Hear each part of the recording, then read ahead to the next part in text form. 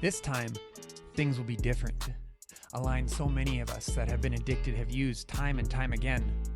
Marc Effron was no different.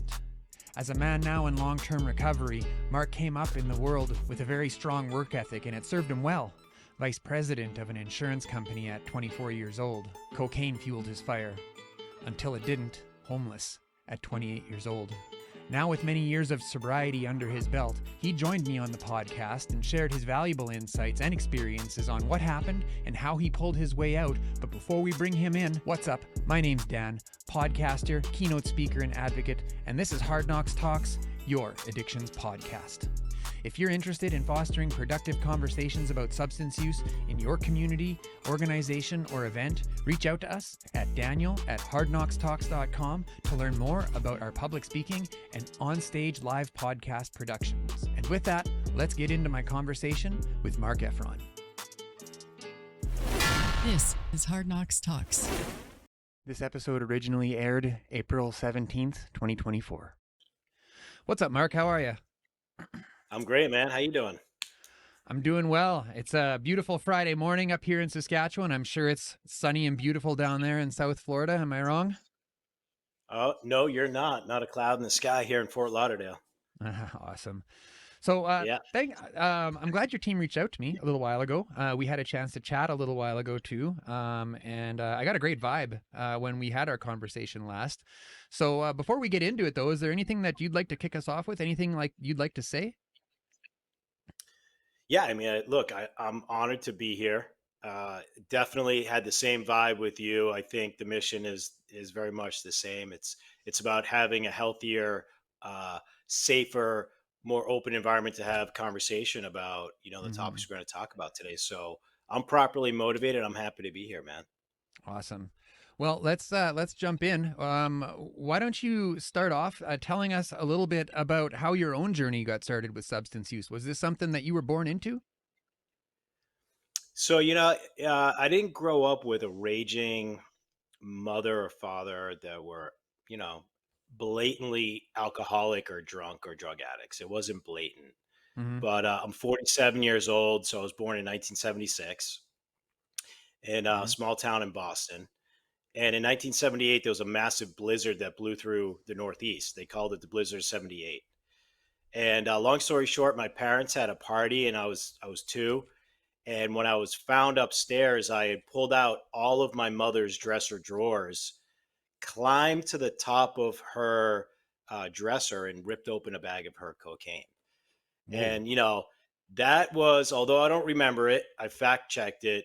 The story goes like this. I was rushed to the hospital. I was medically discharged, and I wound up, being released to my mom and dad. I don't know if that's why I turned out to have a drug habit or not. I think it was a whole lot more than that, but that was my first time I ever ingested any type of substance. Yeah. So it was around, but it wasn't what you would call problematic in the family system? Yeah. So social drinking, social drug use, definitely not problematic back then. No.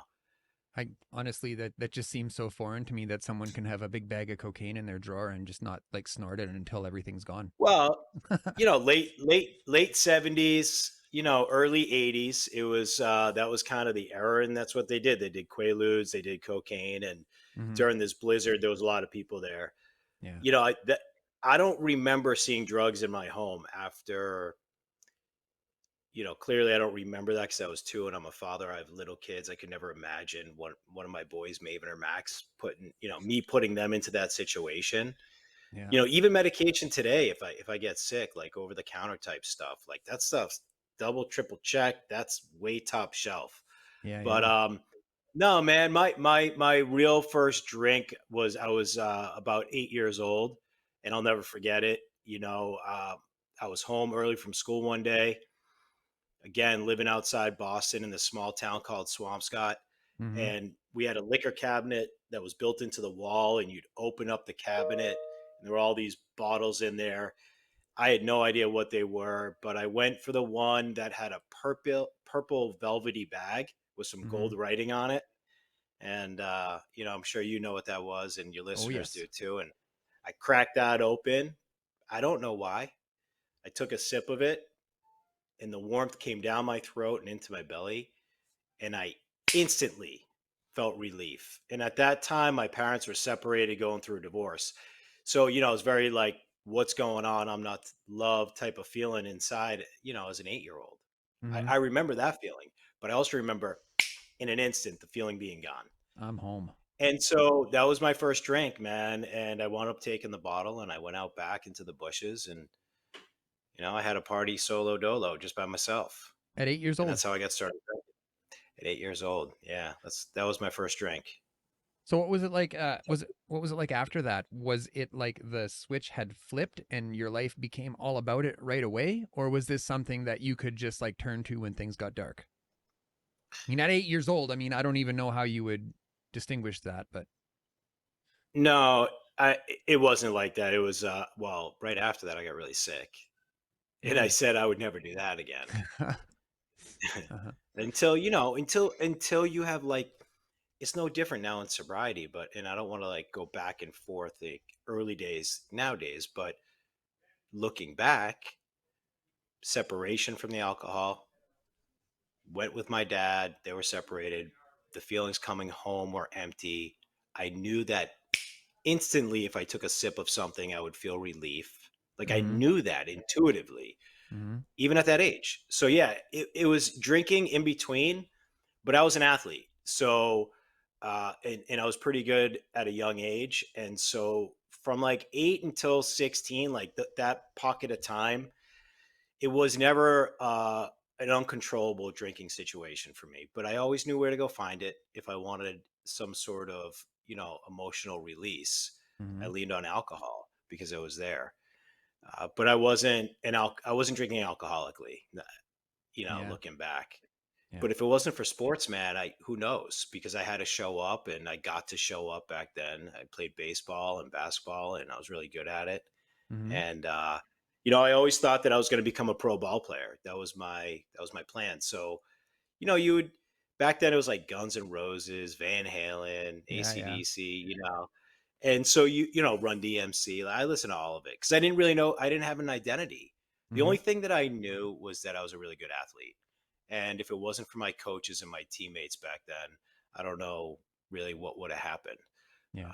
But when I was 16, I started to, get into more trouble and I didn't have a whole lot of discipline, man. So I turned to drinking and drugs. That's when drugs came into my system I was 16 years old. I tripped on my first thing at LSD and I remember the feeling of it. And I didn't Mm-hmm. necessarily like it. I didn't have control.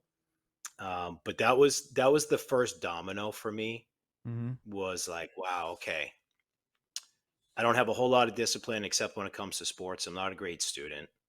Yeah. My parents did the best that they could with the information that they had. Um, and I didn't blame them. I didn't blame them for any of it, but I was not happy with me. I didn't really have an identity. And so when things got hard, I dropped out of high school So because I just, yeah. let's take a pause there for a second. So when you were presented with these substances, like you said, at 16 you tried LSD. Now, had there been any narrative in your life prior to that, like, oh, drugs are bad, don't do drugs, they'll wreck your life? And when that was presented to you, what were your thoughts? Was it like, give it here, or was it like, I'm scared of that, I'm sort of gonna back off? Yeah, Nancy Reagan, Here we go. just don't. No, but I'm just saying. I'm not going Yeah, political. I'm not a yeah. political. I'm not But about no, that. But no, the only that was the thing, the right? only She reason I bring did. that up is because we hear Nancy Reagan often on the show. Oh, okay. Well, well, good. Then I'm Yeah. not that unique. No. So in that sense, but no, that it was like the egg, and it was the frying pan, and this is your brain. This is your brain on drugs. That Yeah. was that in Dare back then.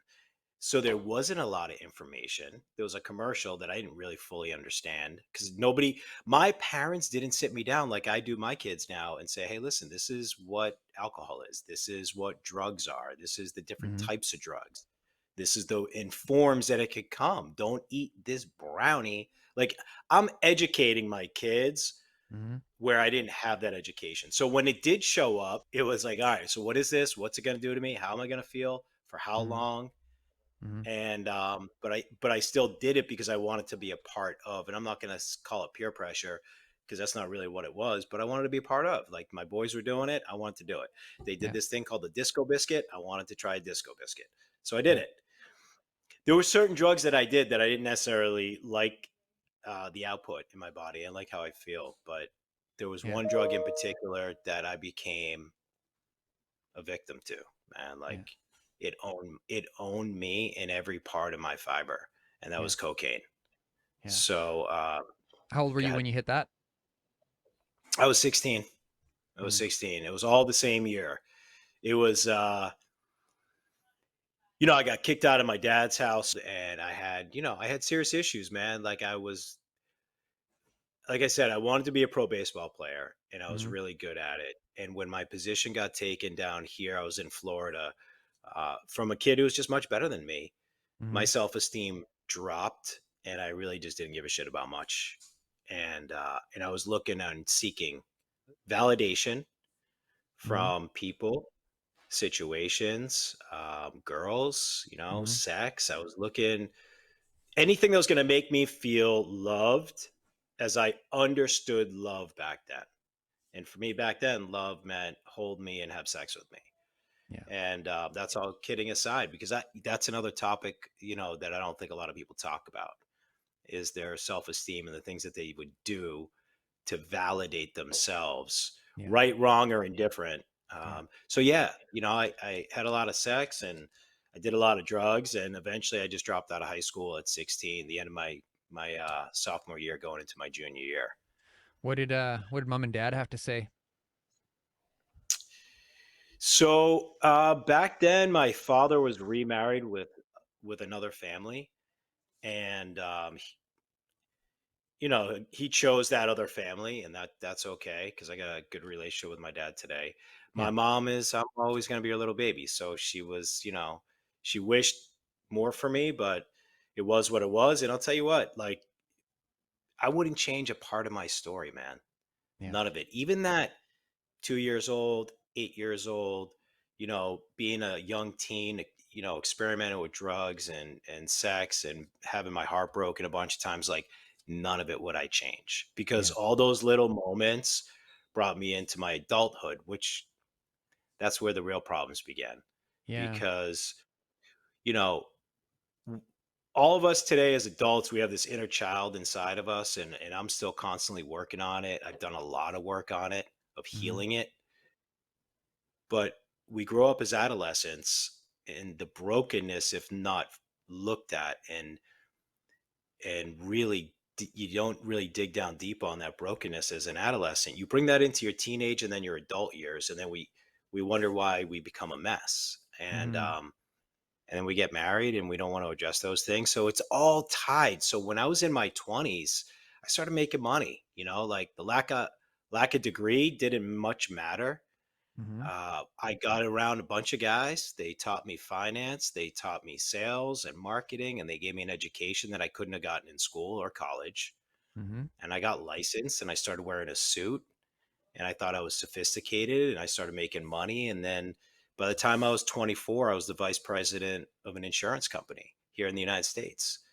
Hmm. And that's not to impress you or anybody. That's not really that impressive. What was super cool was like I found my lane. I thought my life was over. I was going to turn out to be a drug addict and a high school dropout. Yeah. Everybody in my family was and is an overachiever. Yeah. They were high educated people, Yeah. and I was the black sheep. So I have a question. Um, yes, sir. do you think at any point in your 20s or in your late teens was the cocaine serving you well? Late teens, early 20s. Um, Late teens, no, definitely not. Yeah. In the 20s, I don't, yeah, I mean, I don't know if I would say serve me well. I had no problems with it. Like I Yeah. could do cocaine and function. Yeah. I was working a lot of hours, 80, 90 hours a week, nonstop, just grinding, trying to figure out my lane. And it kept you So it going. went hand in hand. It kept me going, and that in the late 90s, when I got into the financial industry in 1997, that was kind of the thing. It was like there was huge stock market run, 97, 98, 99, and everybody's blowing cocaine and everybody's having a good time drinking martinis at lunch. Uh-huh. It was normalized for me. I'm supposed to Mm-hmm. do cocaine, and drink martinis at lunch and go produce the rest of the day. Mm-hmm. It wasn't until I was about 26, 27, a couple years later, Mm-hmm. and I'd made a lot of money and I was traveling a lot, and the little child inside of me started to catch up. The undisciplined one, the one that wasn't loved and the one that wasn't validated, because money only validates you for so long. Money is great. Money is just freedom and freedom of choice and freedom to do different things or help and serve different people. That's really what money is. Yeah. But it's important in life. Back then, it was everything to me because I'm like, Yeah. shit, I'm a high school dropout without a college degree. I better make as much as I can. And you know what? I'm going to prove to everybody that I got what it takes. And so I did whatever it took. Mm-hmm. But by the time I was 26, I was going on benders. Yeah. Like I'm talking, it would start on Friday night, it would roll into Sunday. I would sleep on Monday and I would only work Tuesday through Thursday until I lost my career in the beginning. I was 26 going on 27, and Mm-hmm. because of drugs and alcohol, that big boy job that I got was gone. It was gone in a heartbeat. Mm-hmm. And my reputation got a little tarnished in the financial industry down here in the South. And, I thought it was just like, well, I was young. I made a lot of money quick. And I was living in Atlanta. Maybe it's Atlanta. Maybe it's the people I'm with. Yeah. Maybe, Yeah. you Yeah. know what? Let me go to South Florida. Let me move down to South Florida. Uh-huh. So that's what I did. And I quickly got another job. And you know what? Here's the thing about drugs and alcohol, they're tricky. It's tricky. It's cunning and baffling and powerful. And they talk about it in the basic text of fellowship that I go to. And I know that today, but back then I had no idea. So when I got to South Florida, I got a new career, Mm-hmm. same industry, but with a new company, and same title, same responsibilities. Nobody knew that I had a drinking or drug problem at the time. But Mm-hmm. here's the crazy part: I didn't want to get drunk. I didn't want to do cocaine. I didn't want to escape what I was feeling. I was like, well, wait a minute. This is a geographical change. Maybe I'm going to leave all that behind me once and for all. And that's not what happened. It Yeah. was it was quick, man. It snuck up on me quick. I was down here for about 6 months, and these hurricanes crisscrossed the state of Florida back then. Literally wiped out the East Coast, West Coast at the same time, and everything in between. Wow. Power was out for weeks, and I was outside barbecuing, and almost like a cartoon, where I could see like this smoke and this smell and this odor, and it just kind of went right up my nose. It was somebody who was smoking marijuana, some weed down the street. I followed the scent like a cartoon, and I asked the guy, "Hey man, what else can you get?" He's like, "What you need?" I said, "Well, I think this is what I'm looking for, man. Can you get it?" He's like, "Yeah, absolutely. I'll have it for you about an hour." And I went on a 2-year run out of nowhere. Mm-hmm. Didn't even see it coming, man. I was the last to know. In the world down here at that time, it kind of shut down. So it's like, what else am I going to do? I don't have to go to work. There's no real running water. Yeah. So that's what I did. I went on a run, and everything that I had built up, I brought to the ground. This is 2006. I found myself unemployable. Go ahead. Did you did you see yourself did you see it happening while it was happening and just couldn't stop, or were you completely blind to the carnage you were placing on the life that you had rebuilt? That's a great question. I said this at the beginning. You're very articulate in the way that and strategic on how you ask things. Absolutely. Yeah, looking back, and I hadn't really thought about it until right now when you asked. I I could see myself going down the path that I had gone the years prior, Mm-hmm. but I was like, it's going to be different this time. It's going to be different. Nah, I Mm-hmm. got this. We're good. That was Atlanta. I'm a couple years older. I got it now. Mm-hmm. Nah, man. Once the beast is woken up inside of me, it's uncontrollable, and I Yeah. can't stop it. Yeah. I can't stop it, and I can't stop it. I mean, and it's a cycle, right? There's like a process. I don't know about other alcoholics. I hear it that there is, but and I don't know if, you can relate to like, or your listeners can relate to this, but if I knew I was going to get high or drunk, I had a process. I knew that I needed to be in a certain spot at a certain Hmm. time. I need a certain cigarette, a certain amount. Like I was very detailed with I knew that I was going to go to this club first, but I could only be there for about 40 minutes before I start getting paranoid. So then I'm going to go to this motel. And that's ultimately where I ended up. Like I had rebuilt my life from Atlanta, and when these hurricanes crisscrossed, and I asked that question because I wasn't in fellowship, I didn't have a support group, I wasn't talking to people. I just Hmm. acted like that was the past because I didn't know any better. So I ended up in a motel for days on end. And those days turned up to years and I lost everything. Wow. So I didn't even see it coming. I was the last to know. Yeah. And when it was happening, I thought it was just the past, but I couldn't stop. Yeah. Yeah. So what you burnt it all down again? Was that the end for you? Was that when you made the decision to turn it around? No, that was 2006. So again, I lost everything: my house, cars, my credit was shot, and my everybody in my family at that point pretty much had written me off because they saw it. This time they saw it. See, when I was in Atlanta, they didn't Hmm. see it, so they saw the wheels come off.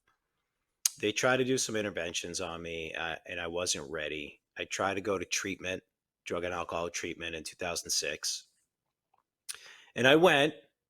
Begrudgingly, I went. I went with a trash bag. That's all that I had left to my name at the time. And a bag of beef jerky, a tin of tobacco, Sports Beef jerky. Illustrated. Yeah, it was salty. Yeah. It wasn't good beef jerky. It was gas station beef jerky. It wasn't good. It wasn't that Yeah. homemade stuff. So Uh hang on a yeah. second. What did the interventions look like? Because we have a lot of family that watch, and I'll ask you, like, what did mom and dad think, and what did but trying to draw the family into it. So I'm curious, what did those interventions that didn't work look like? So there's one in particular where we were in a restaurant at a round table, and my brother was drinking tequila. My sisters were in high school and too young to really fully understand. My Mm-hmm. dad just wanted his son to get better. So it was my sister-in-law, love her to pieces. She was kind of the one orchestrating the whole thing, but she didn't have a certified interventionist with her. She was kind of winging it based on what she found on the internet. They didn't really know. They didn't have the resources. So all of them kind of looked the same. It was like Yeah. three versus me or five versus me. And that's how I felt. Um, I just wasn't ready. And it wasn't until my scorecard absolutely read zero that I was ready. The Yeah. pain was so great. Like I was like, I can't do this anymore. Mm-hmm. And that's when my brother brought me to treatment. He dropped me off with that trash bag. But they all looked the same, man. They were all failed because there was no structure to it. There was no plan. There was no plan if I said yes. It was like, okay, well, we'll take you Okay. tomorrow. Yeah. Yeah. So proper planning on an intervention is super, super critical. Yeah. Knowing, the next step or the destination should the loved one say yes. Yeah. And That, as a that would family have been it. member, it's incredibly challenging. Now, I haven't had to do that yet. My mom has been in the addictions industry for 40 years here in Saskatchewan. She's retired now, and when the time was right, she intervened in just the right way. And but I'm, like, it's you get angry as a family member. You get angry, you feel hopeless, you're sad, and you bring all of those things to that conversation, right? So, and I think it's safe to assume that's how those conversations went down, right? Anger and fear and right. Anger, fear, the resentment, Mm-hmm. a lot of pointing of the fingers. I mean, those are all great points, and that's exactly what it was like. They just didn't know how to handle it. Yeah. But all that happens because the drug addict, and I'll speak for me, like as a recovered and actively recovering, substance abuse user, and I Mm-hmm. used it all. Um, it's a family disease. We don't think that we're hurting the loved one. Yeah. But to your point, the loved one is left and they're left without tools. Hmm. Not enough. There's over 16,000 treatment centers in the United States. Hmm. 16,000. Sounds like it's a lot, Yeah. but for the epidemic, it's definitely not. And there still isn't enough information that's out there to help the loved one that's struggling. And that's the family too.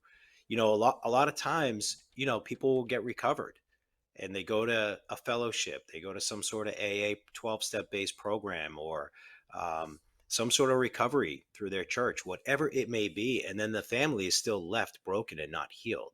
Yeah. And there's programs out there for the families. There's Al-Anon and so many other resources, Nar-Anon for the youth. I mean, there is a lot of information out there, but there isn't enough people either seeking it or feeling safe enough to talk about it and vulnerable to talk about it. Like, my family member is struggling with this. Hmm. Where do I go to get help? 2024. I mean, there's other wild shit out there that's going on. Like, Yeah.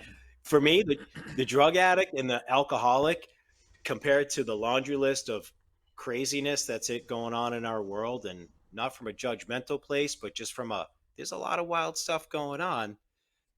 I feel like the drug addict is extremely well positioned to get help these current years. And I'm excited for that because, as somebody who was so hopeless, you Yeah. know, and I thought that I had all the answers and I thought that I had arrived because I had a big career as a young guy, Hmm. to be homeless on the street at 28 years old, when you had already accomplished something. It takes a lot of humility to be able to go in and say you need some help. And I still seek that help today. I don't Yeah. have the answers now, Yeah. and it's been a bunch of years. So when you walked through the treatment center doors or the detox doors, or whatever it was, and this time it was different. I think that's safe to assume that something had changed. You finally had some experiences that made this time different. When you started to unpack the things that you had been through, did it feel like a weight came off or that a weight came on? I guess hindsight, it's both, but the first knee jerk response, which Yeah. is prefrontal cortex, that's on the top of my mind. It's like, you know, it came on because now it's like, wait a minute, now I have to address all this stuff. Mm, Like, I felt, but at the same time, I felt a little relief because there was mm, a level of honesty that came right with it. So it was a combination of both. The relief part didn't scare me, yeah. but starting to unpack things and being vulnerable, and again, it goes back to the inner child. Yeah. I don't care if you're a drug addict or an alcoholic, a sexaholic, or no aholic. You just you're just a human being. Mm-hmm. We all have this inner child. All of us. You can be textbook, you can be brilliant, you still got this inner child that lives inside, and not enough people want to talk about it. Yeah. So that was the scary part for me, was like, wait a minute, all right, I got a problem, admit it. Now I know that's the first step in the fellowship that I go to. Yeah. But like in the treatment center, they weren't talking about that stuff. They were just pushing me through. They had me sit Mm, with my clinician first, then go to a group session, then eat a lousy lunch. Then I had to listen to some other recovering alcoholics. Then I had to see the new people coming in, and those people maybe sneaking in drugs. And I'm trying to figure out what I'm doing here. There was no concise messaging. So I'm opening up this stuff in a therapy session. Like, you asked, like, how did it feel? There's a level of freedom, but then there was this vulnerability that I was very uncomfortable with. yeah. And the problem is that when I discharged, there was no plan. So, kind of like the intervention, had I said yes, there wasn't a follow-up plan. I'm opening myself up in therapy for the first time, and there was no plan.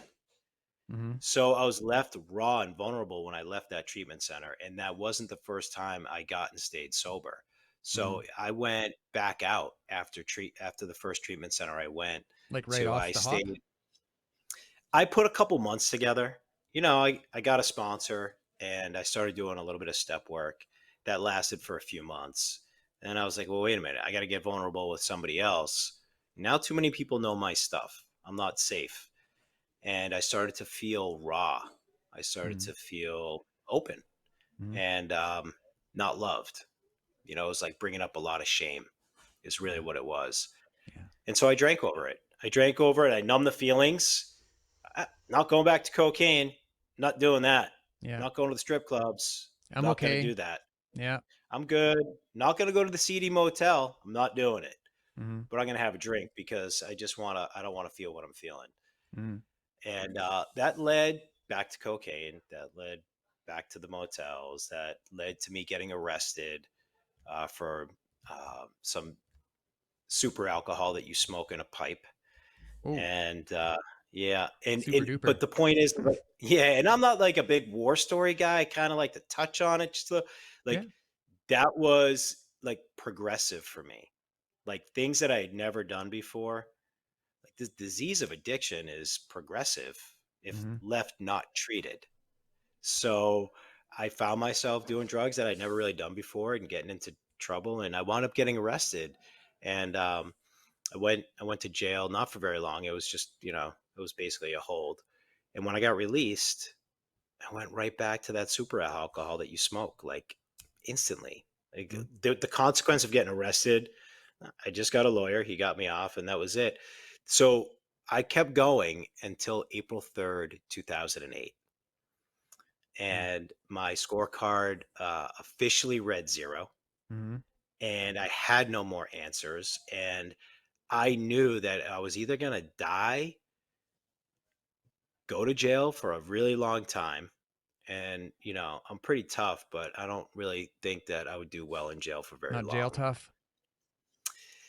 Not If I jail had to resilient. be, but yeah, I would have been jail resilient. Yeah, I would have figured it out. But, it was like jail, death, or long-term institutions, Yeah. and or sobriety. It was the last house on the block. I hadn't really knocked on the door fully. I got invited to the party in 2006. I got a Mm-hmm. taste of it. And I went to a meeting, and I saw guys there, and they were really happy. And I hated all of them because they were happy. Screw you, Dr. Pepper drinking old timers. Yes, you are smoking old timer, Yeah. you're happy, joyous, and free. I save that. Mm-hmm. But they said, hey, man, good to see you. Welcome back. Make it to midnight. Hmm. And I said, make it to midnight. I was like, that sounds different. One time, a day at a time was on the wall. First things first, think. Keep it Then I heard simple. something different. Keep it simple, stupid, whatever it is. And I learned simplicity is actually intelligence. Mm-hmm. The simpler things are, the more intelligent I become on that, whatever that is in my life. And so I learned all these little sound bites in the beginning, but they started to sound different. And I was Mm. open to it, and I was willing. Let's take a quick break here. Let me read out today's sponsors and announcements, and we'll get back into it. All right, EHN Canada is Canada's leading provider of mental health and addiction services, providing evidence-based, medically assisted care with one-year wraparound services for those suffering from substance use disorder. In Saskatchewan, their care is 100% supported by Saskatchewan Health. To learn more, find their link in the show notes below. Wellness News, Choice for Healthy Living, is a local resource that works to connect people to health and wellness-related products, services, and expert advice from industry professionals, locally allowing us to connect and engage. Check out wellnessnews.ca or skwellnesshub.ca today to learn more. If you'd like to see our content uncensored, we are now offering channel memberships. There is a lot of things we can't show you without getting restricted, so if you want the full conversation, or to check out our merch, or if you want to show us some love and buy us a coffee, all of those links are in the show notes below. So did you make it to midnight? I made it to midnight. Mm-hmm. Made it to a midnight, and then I wound up getting to another meeting the next day. Mm-hmm. And I saw some of the same guys. They took me to a diner after. Mm-hmm. And there was 8 of them. 7 of them sitting. This one guy, Spike.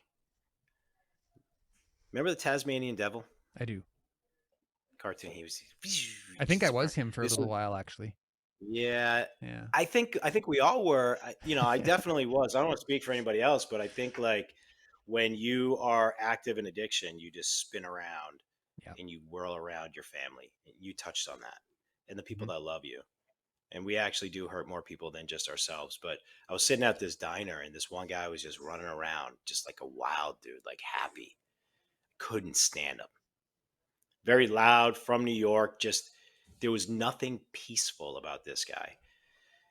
And all these years later, he's I would consider him one of my closest friends today. But I look back at the moments, and I started to stack my days, and started to get more comfortable in a new fellowship in a different a different language. Right? It was English, but they were talking different, man. They were Yeah. saying different things, and they were saying, "Hey, kid." I'm like, "Kid." I'm like, "I'm 31. Let me tell you who I am, Yeah. kid." Here we go. They're like, "Yeah." They're like, "Hey, kid, listen. You see that girl over there? If you look at her longer than 3 seconds, we call that lust." What? What? What is he? What's this guy talking about? Hey, man. Those gentlemen clubs that you used to go to, we don't go there anymore. What are you doing 60 days from today on this date? We're all going to this retreat. We want you to come. Thinking, I'm not doing a retreat with a bunch of guys. I was like, well, what are we going to do with this retreat? We're going to do retreat things. My my sponsor told me, and I followed my sponsor. I found people. My point was like they were saying different things.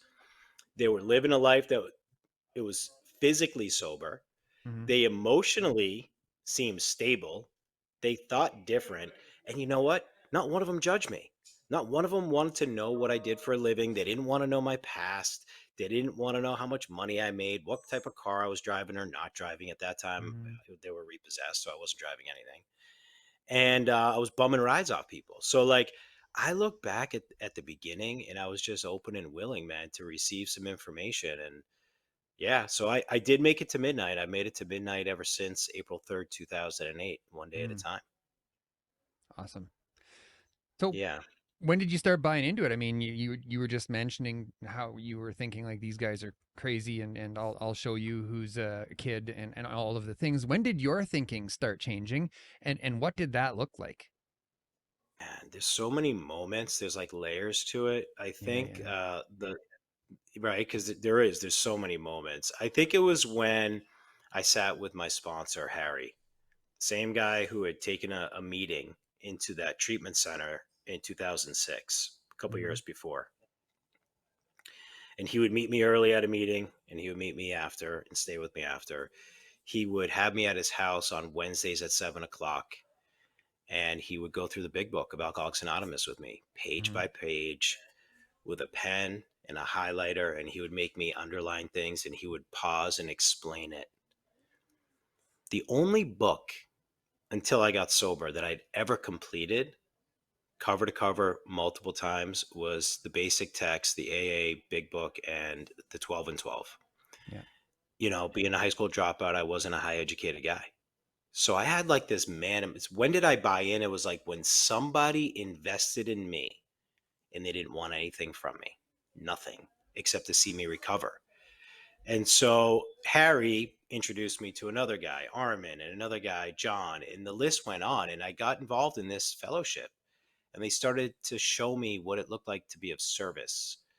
Um, the biggest buy-in was when a friend of mine asked me to pick him up the next day.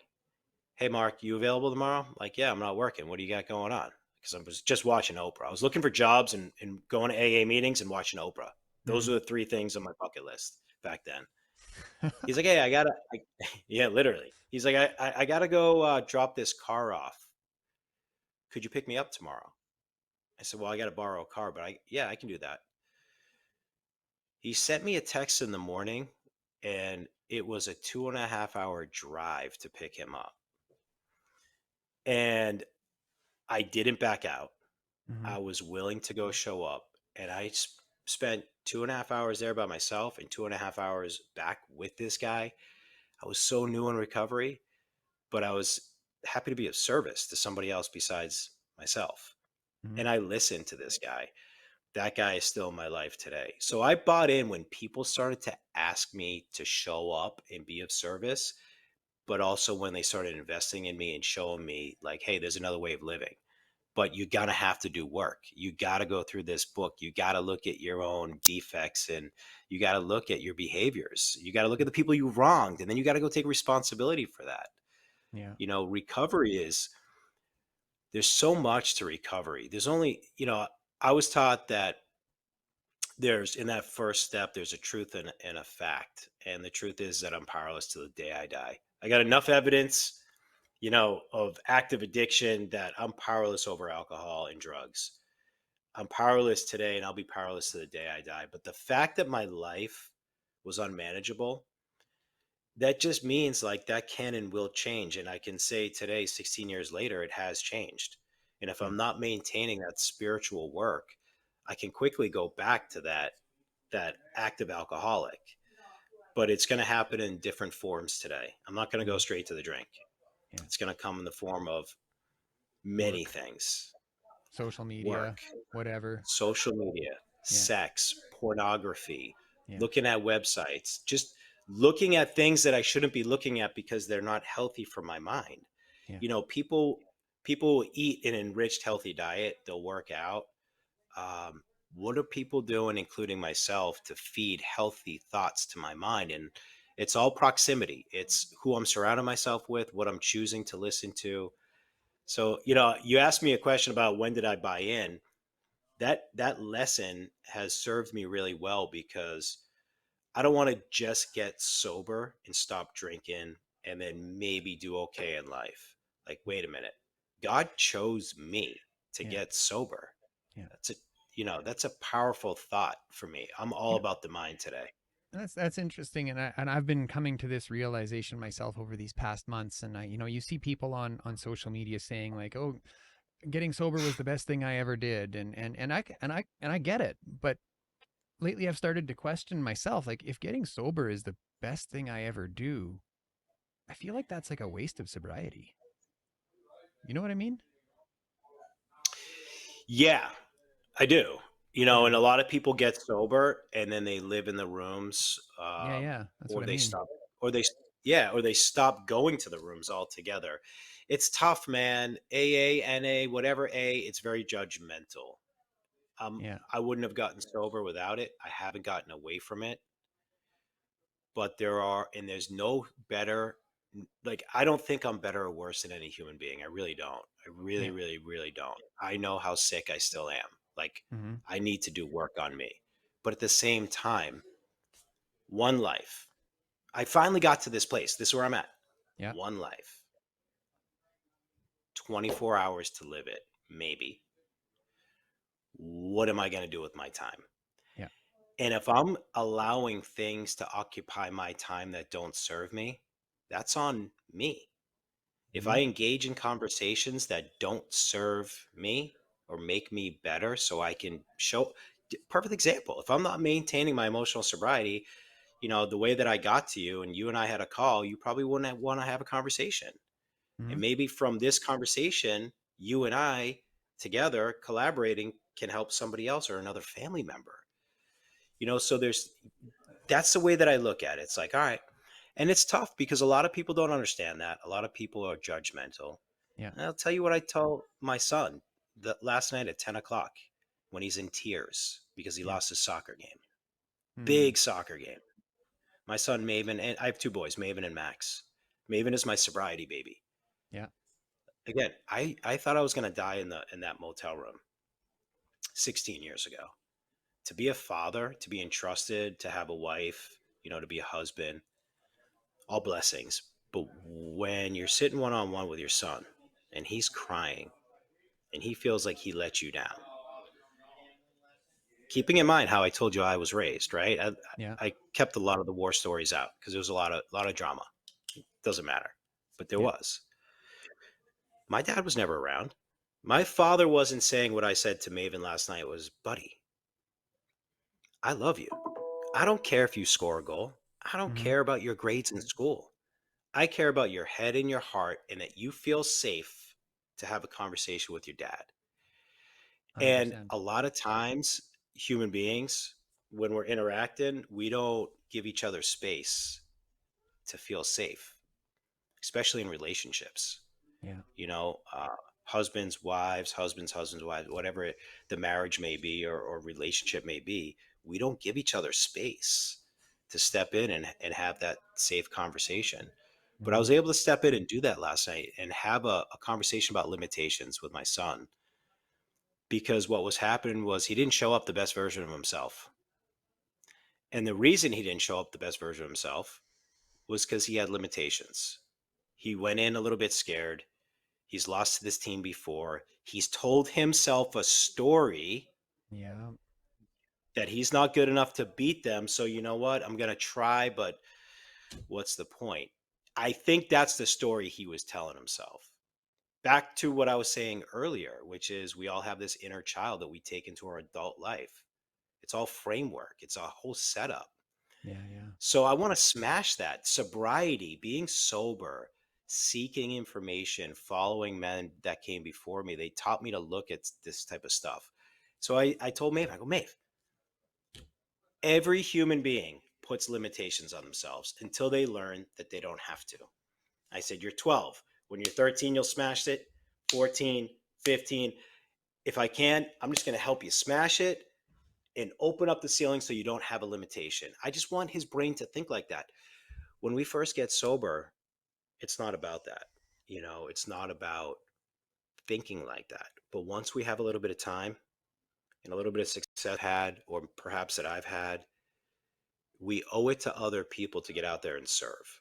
That's Yeah. what God has called me to do, is at least how I feel about my life. I feel abundantly blessed emotionally and spiritually, and definitely financially.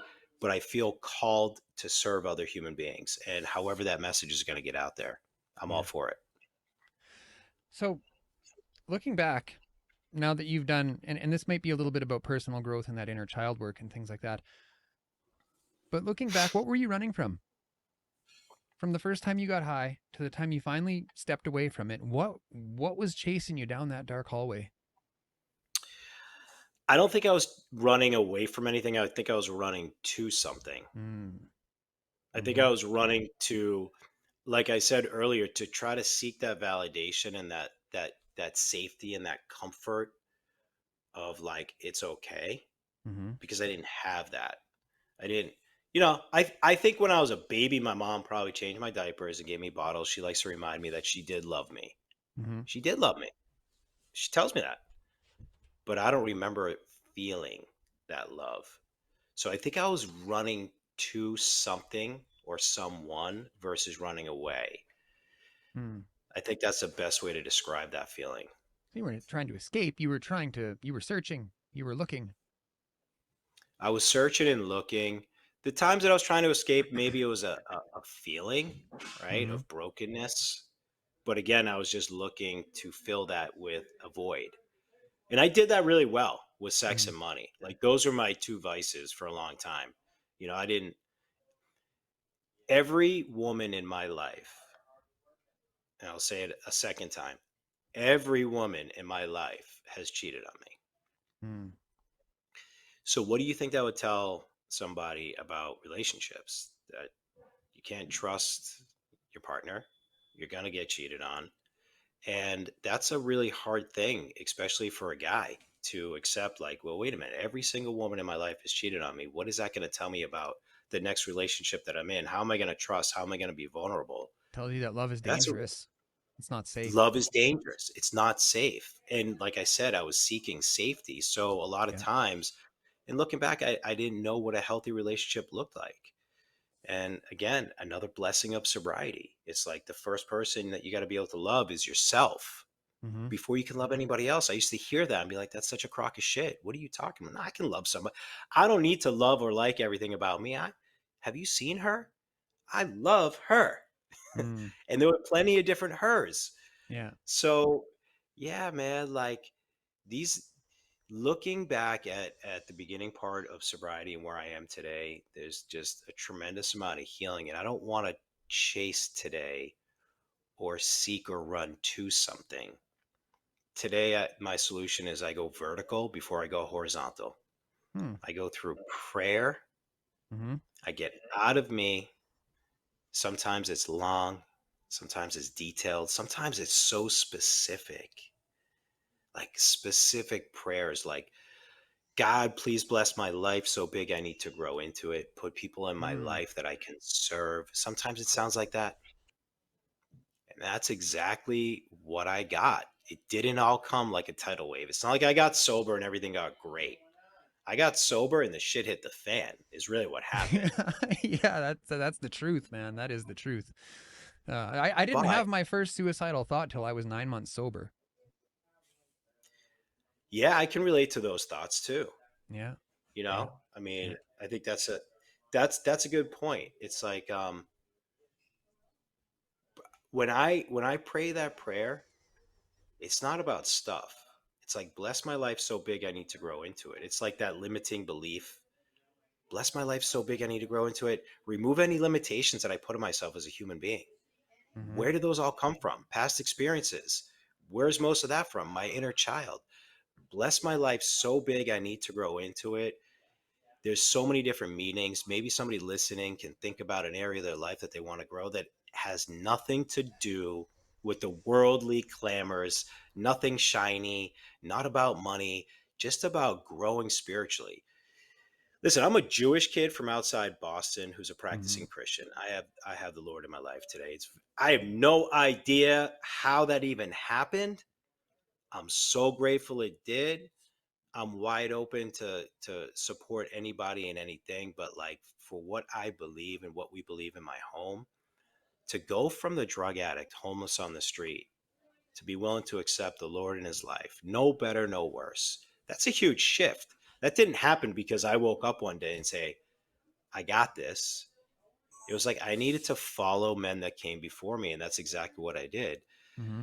But I can tell you, like I said earlier, I wouldn't change one thing in my life that I've had to experience, because all of that adversity, all of that pain, all of the owing the IRS money, being unemployable, having to explain my resume, Mm. repair and go through the steps and take responsibility for things that I forgot that I did, but I got reminded of. All those little things were little wins that stacked upon each other and stacked upon each other until I started to have a shift in my DNA and I started to feel different. And the validation that I was seeking in others, I was able to tap into on my own because I was Mm. doing work. And the only way that I could learn that work was by following other men that came before me. A huge, huge blessing Yeah. until what you just talked about. And I want to touch on that. And I appreciate you sharing that with me from a Mm-hmm. place of vulnerability, man, because here I am stacking these wins. Got a job, paid off the IRS, met a girl, got married, had a baby, had another baby, chose to leave a profession that I was in for all those years, for close to 20 years, Mm-hmm. make a career shift, 8 going on 9 years sober. Everything is good. Challenging moments, but everything is good. Every day's challenging, man. Crazy if you Every think it day is isn't. challenging. And I'm going to AA every day and I'm sponsoring other men. And I wake up one morning, 11 years sober. My whole life just felt like it came crashing down in my home. And I found myself like vulnerable again and What broken. happened? So, my wife and I, when I left my financial career, and I left at the top of my career, I repaired myself and I did really well. Like I said, we got married and had children. When I left that to step into a new business and that I was starting with a business partner, my marriage started to go like this. Yeah. And we had a second child. Mm-hmm. Now, listen, AA and the men there had prepared me for all those stages leading up to the one when you're a young father, young husband, pressure is high, colicky baby, no sleeping, bickering and arguing with your partner without any other foundation of what a healthy relationship looks like. what tends to happen is people find themselves, which I did and my wife did, susceptible to the opposite sex. And so I had entertained a female for a period of time, for a few months, and my Mhm. wife had found out, and that did not go over well at all. And then I started questioning, like, well, wait a minute, am I my father? Do I love this woman? I had doubts before about her and I. Is this new path that I'm walking the one that God wants me on? There was a lot of introspective work on it, but I decided to take responsibility, Mhm. to own it, make amends, apologize, go to a men's retreat, and turn my life in. I did a 180. Mhm. A lot of things that I was doing, but I did them even better. And I thought my relationship was solid. You know, a lot of therapy. We'd never done therapy together, and so long story short, you know, about a year after that, that moment with my wife and I woke up and I found out that my wife had a full blown affair for a year and a half prior. Yeah. Yeah. And so it all started to make sense. That was just a lot more cynical and unacceptable to me. Um, Not that one was better or worse, but it triggered everything inside of me. Like I told you, every woman had cheated on me. Yeah. It triggered all this bullshit that I had no idea how to handle. And I didn't drink and I didn't drug. Suicide seemed like a good idea. Mhm. And I lost 30 pounds in 6 weeks. I packed up all my stuff. I moved out of my home, said goodbye to my kids. My choice to leave.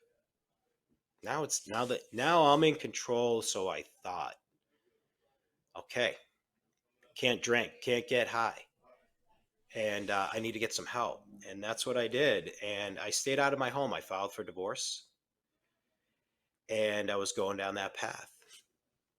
And it was hard, man. When you have kids, and then you start looking at your life like you're repeating what your father and your mother did to you. Yeah. And I would see my children. I would drop them off on the weekend. It's really hard. And I decided to remove the divorce, to step back in, to try to heal that, to try to understand why I did what I did, why what she did, and how do we impact our children in the right way that God intended. Those years that happened, God was not at the center of our relationship. Yeah.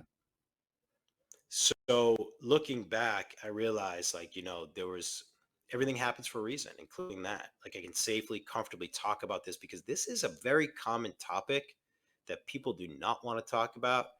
And I'm so grateful that God has softened my heart to talk about it. Something different but similar happened in our relationship, and at towards the end of our relationship, our son was apprehended, and Donna left me for another man, to a life on the street, and it went completely sideways for her immediately. She spent 18 months being unhoused, escaping extreme domestic violence. I got sober. I mean, all of my listeners have heard this before, but but in the end of it all, she got sober. She came back. We went to court. It was ugly as hell, custody.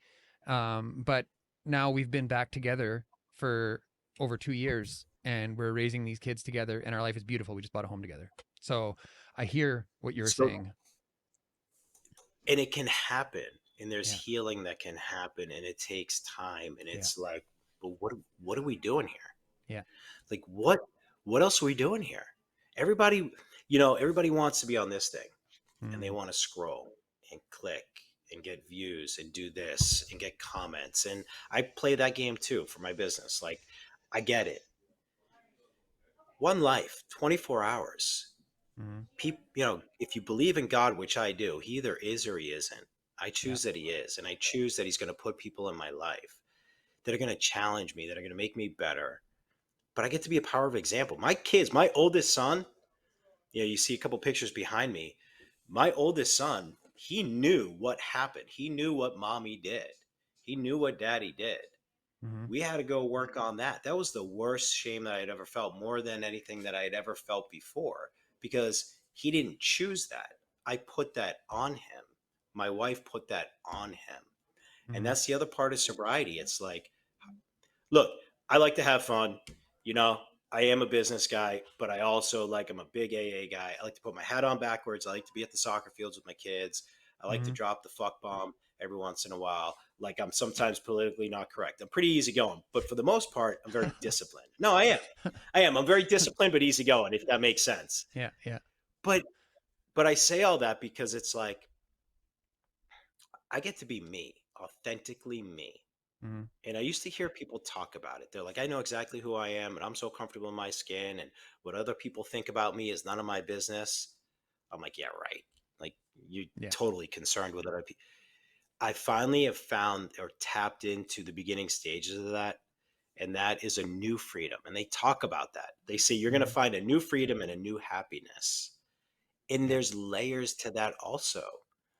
So the more, I think that, like, the more authentically, the more, I'll speak for me in and I, the more authentically I become in tune with who I am, Mm-hmm. the more comfortable in my skin I am, and the more impact I can have in somebody else's life, because it's not about me. Let me ask you something, and let's call it an exercise. I'll ask you this question, and then I'll answer it myself. If you were sitting Okay. across the table from your addiction was sitting in a chair across the table from you, just looking at you, what would you say? Thank you. Why? Thank you for all of the pain. Thank you for all the lessons. Thank you for bringing me to my knees so I could find a relationship that I never knew existed. Thank you for making my world a complete hell so I know that it exists and it's where I don't want to be. Thank you. I would thank my addiction. Mm-hmm. I would say thank you for trying to help. That's it. I think we all just want to feel better.